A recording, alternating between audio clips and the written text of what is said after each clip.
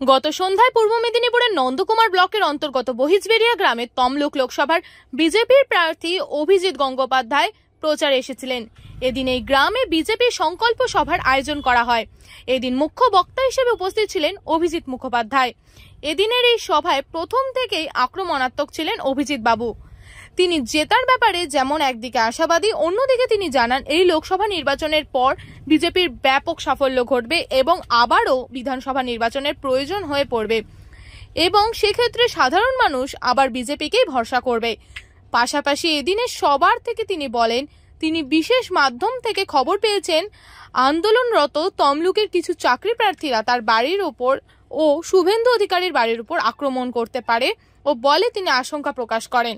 না, এটা তো দেয় না। আবাস যোজনার বাড়ি যখন তাদের জন্য স্যাংশন করে তখন আগেই একটা ঘোষণা করে দেয় যে আমাদেরকে মানে তৃণমূলের ওই তোলাবাসদের আবাস যোজনার বাড়ির যে টাকা পাবে তার থেকে আগেই 30, 40, 50 হাজার টাকা দিয়ে দিতে হবে, তবে ওই টাকাটা ব্যাংকে ঢুকবে।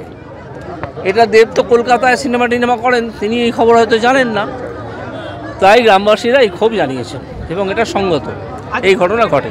আজকে গ্যাসের দাম বৃদ্ধি সম্পর্কে মমতা বলে সম্পূর্ণ নাকি কেন্দ্র সরকার দায়ী। কি সম্বন্ধে? গ্যাসের দাম বৃদ্ধি সম্পর্কে। গ্যাসের দাম তো আন্তর্জাতিকভাবে বৃদ্ধি হয়। গ্যাসের দাম তো না, মিথ্যে কথা বলে, মিথ্যেচারী এক মহিলা। আমি ওকে মুখ্যমন্ত্রী বলে মনেই করি না। আজকে স্যার রেখা পাত্র প্রচার করতে গিয়ে বাধাপ্রাপ্ত হয়েছে তৃণমূলের কাছে। হ্যাঁ, এটা কি চোখে দেখছেন আপনি? না, রেখা পাত্র যদি প্রচার করতে যান, রেখা পাত্র তো আমাদের সন্দেশখালী আন্দোলনের মুখ, তো ওরা তো চায় না সন্দেশখালী আসুক প্রকাশ্যে। সন্দেশখালীর যিনি মুখ তিনি প্রকাশ্যে আসুন এবং ভোট চান, সেই জন্য বাধা দিয়েছে। ওরা যে মার্কা মারা গুন্ডা বদমাইশ তৃণমূল, এটা তো এই থেকে বোঝা যায়।